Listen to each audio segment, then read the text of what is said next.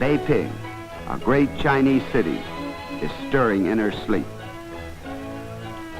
Here, away from the main business section, are the hutongs, the walled alleys where the people live.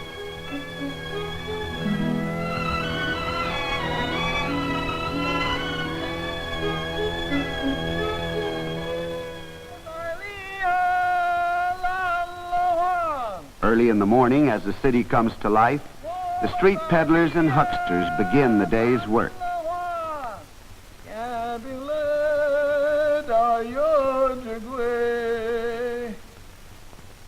Each type of vendor has his own distinctive street song, accompanied by a rhythmic beat on wood or metal, sometimes a drum or bell. From behind the walls, housewives and servants recognize the calls and come to buy. Peddlers provide everything that a household could possibly need. There are water sellers and shoe repairers, candy vendors and cotton cloth salesmen, scissors grinders and newspaper sellers. A visitor to Beiping would never know what life was like behind these walls unless you were invited to the home of a Chinese family.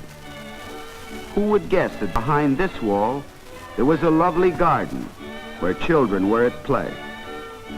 This garden belongs to Dr. C.F. Wu, a biology professor, and his wife. Their only son, Didi, is his grandparents' pride and joy because he'll carry on the family name. Didi has 6 sisters, 5 of them older and 1 still an infant. That makes 7 children in all, a large family even in China. The games that Chinese children play are not unlike those of American children. Some of their toys are different, however. They're shuttlecock and diabolo. This game is more familiar to us.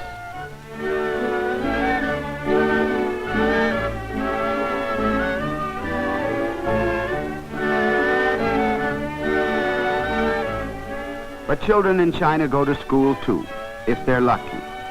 In this family, the teacher is mother herself. The family food budget was so limited because of inflation that Dr. Wu decided that the only way the children could be kept healthy on their meager diet was to control their activities and conserve their energies.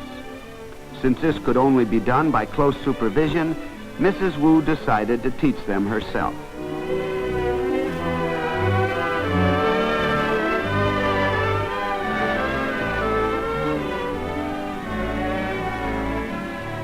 Yu Mei, the eldest girl, has become expert in using the abacus. This may look like a toy, but actually it's a sort of adding machine which can be used to subtract, divide, and multiply with lightning rapidity. Yu Mei's education is on Mrs. Wu's mind these days. She's taken the girl as far as she can. It's time now for Yu Mei to go to a regular school, but that costs money, and the Wus have little. If arithmetic in China is easy, learning to write is extremely difficult. There's no alphabet, and each word is represented by a separate and complicated design called a character, which has to be memorized down to every last curlicue. To read a Chinese newspaper, you have to know from 5 to 10,000 characters. A well-educated Chinese knows about 15,000. It's no wonder that scholars have always been the most respected people in China. In addition, children study other languages than their own. The most popular language is English.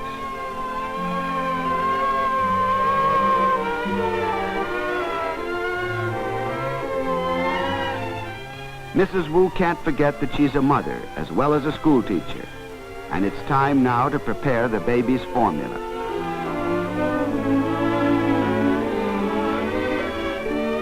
Yes, Mrs. Wu is a busy woman, and naturally she's grateful that she has a cooperative son. Didi may be too young for school, but he's an old hand at being nursemaid. Even nursemaids like to have fun, and Didi has just heard a street vendor singing a song that he recognizes immediately. It's the song of the Monkey Man, and it's music to his ears.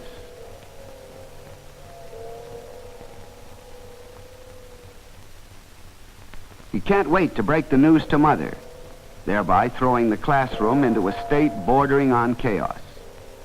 The schoolteacher knows when she's late, and class is dismissed.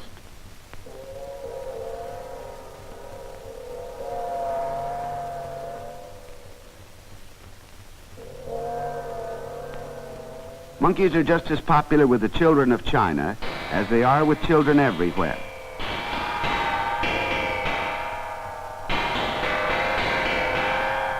This one has obviously been to the Chinese theater and noticed that Chinese actors wear masks.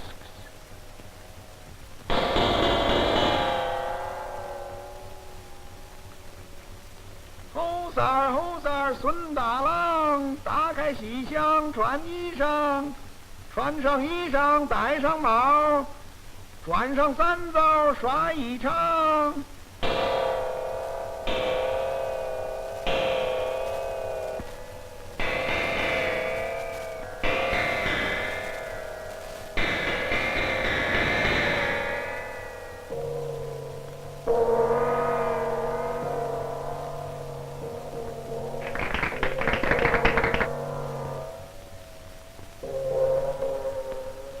Suddenly, Yu Mei remembers something. Her mother asked her to tell her father that lunch would be early today, because this afternoon their Amma is taking them to the Winter Palace Park. On her way to her father's laboratory, she has to pass through the courtyard where her grandfather and grandmother live. She greets them with formality and respect, because even today old people in China still command great veneration in accordance with ancient Chinese tradition. Dr. Wu and his assistant are hard at work making microscope slides for college classes. Teaching jobs are scarce since the war, and so this is the way Dr. Wu earns his living. The microscope was borrowed from a university.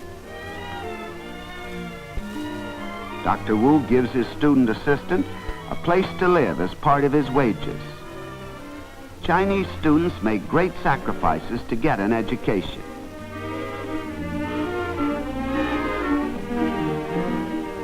Meanwhile, lunch is being prepared. Turnips are more plentiful and cheaper than most vegetables in Beiping, and consequently are part of almost every meal.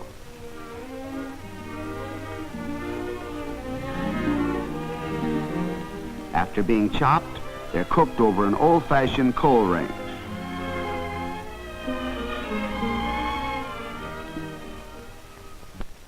There are no modern conveniences in Chinese kitchens, often not even running water. All drinking water is boiled to prevent disease and is usually drunk hot. This servant or Amma may seem like a luxury, but most middle-class families have one. She's considered part of the family, and they feel as responsible for her as for a close relative. At last, luncheon is served, a frugal luncheon, and yet the big meal of the day. In quantity, it may seem substantial, but in caloric value, it is dangerously low. There's 1 egg for 10 people, and it's given to the old folks, but they prefer to give it to their grandson, to a young life just beginning, to the boy who will carry on the family name after they have passed on. In keeping with Chinese custom, Mrs. Wu serves her husband's parents. Chinese family life has a kind of quiet dignity and graciousness which is sometimes missing in our busy Western world. Before the war, bread in middle-class families was made of wheat, but now almost everybody eats wo-wo-to, the cornbread of poor Chinese peasants. Even in good times, meat was used mostly for flavoring. Now, there's no meat at all.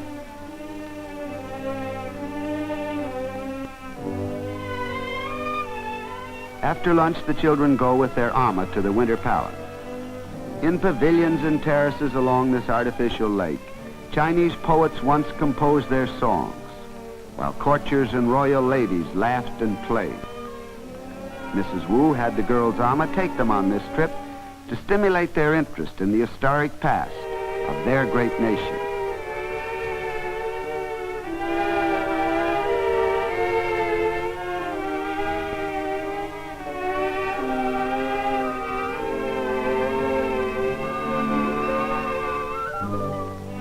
But the girls are interested in the present, too, in the life that is going on around them, in short, in anything that's alive, even if it's only ornamental goldfish and carp.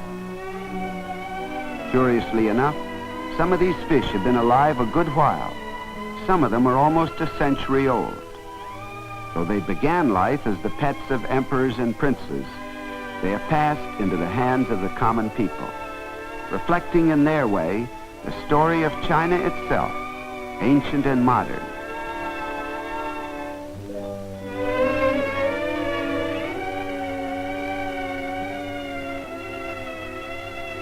Meanwhile, back in the Wu household, another chapter in the story of China is being written. A relatively small chapter, perhaps, concerning the future of only one Chinese girl. Dr. Wu is wondering how he'll raise the money to send Yu Mei to school.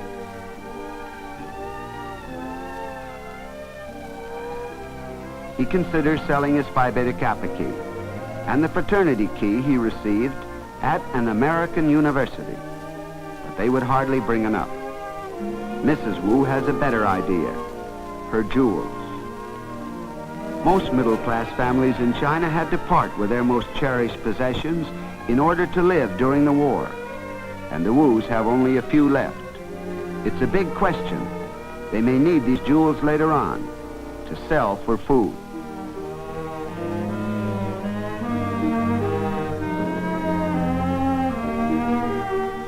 For the Chinese, no sacrifice is too great for education.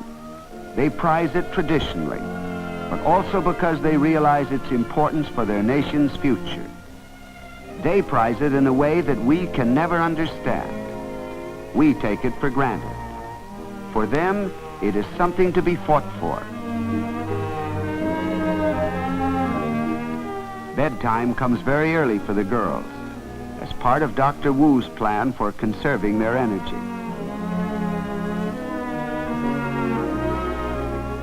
Americans might find these beds a little uncomfortable. There's no mattress, just boards covered by a quilt. But Chinese children learn to like their hard beds.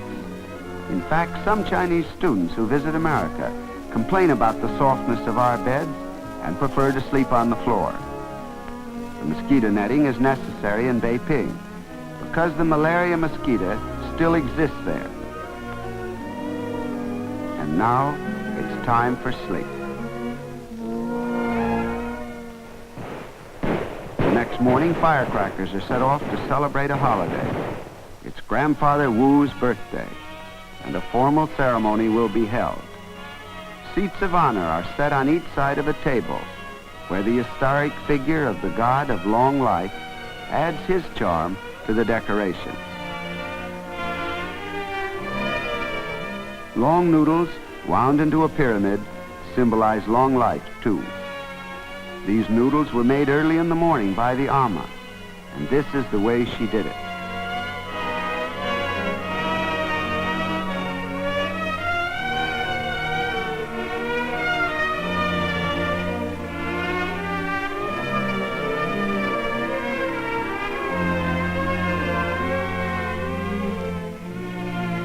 Long noodles are as important to a birthday party in China as a birthday cake is to us, and just as much care is taken in their preparation. Later on, these noodles will be cooked and eaten. And there's another dish of uncooked food on the altar, peach bread. Bread that's been molded and colored to look like peaches. Peaches, too, are symbolic of a long and happy life. Meanwhile, everybody is getting ready for the ceremony of greeting grandfather and grandmother.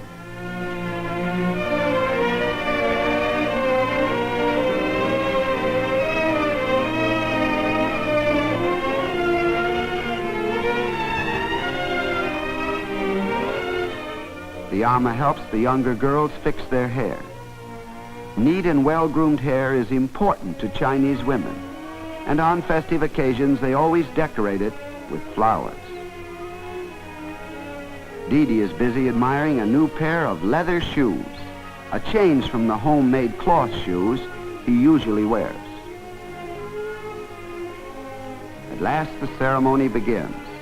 Grandfather and Grandmother take the chairs of honor and get ready to receive the greetings of the family. Western customs may have come to China, but on occasions like this, the ancient and time-honored traditions still assert themselves. First, the older generation, Dr. and Mrs. Wu, come in to pay their respects.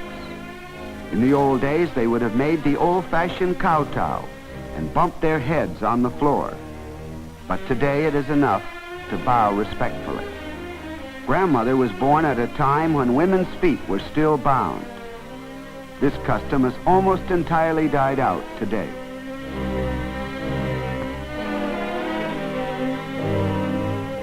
And now the next generation, the children, pay their respects. Dee Dee is on his own for the first time. Last year he did it this way.